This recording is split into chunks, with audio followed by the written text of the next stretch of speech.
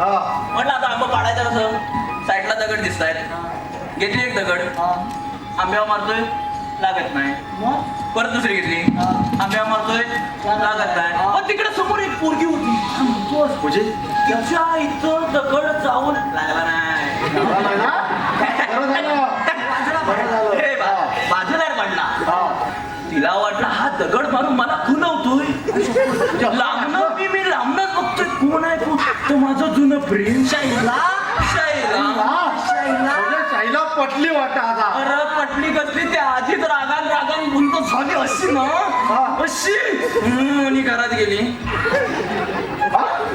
मला बघितलं तसे लगेच घरात गेली. म्हणजे रागान मी म्हटलं सगळं संपलं, चालेल आपलं, ती पण आपली. मी म्हटलं असं बघितलं, असं घरात गेली, बापसाला नाव सांगितलं, वाट लावला बापसाला नाव सांगितलं. मी आपलं सांच्याला घरात जाताय चाय पियाला, आईच म्हणते भाऊकी बसले. तुझ्या संध्याकाळी लगेच भावकीला टाइम लागतो, काय ते एवढं पाहिजे, एवढं तर एवढं, भावकीला सांगायला लागत नाही बाबा.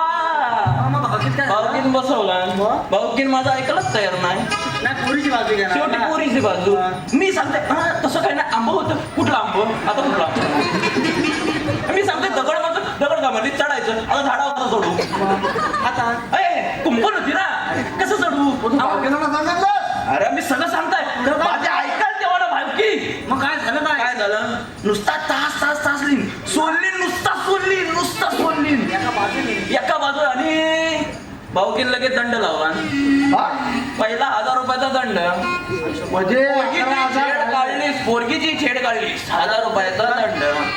आणि काय नाही, मग म्हटलं जाऊ दे, एवढं काय तर पैसा आणलं होतं, 1000 रुपये म्हणजे 11,000 रुपये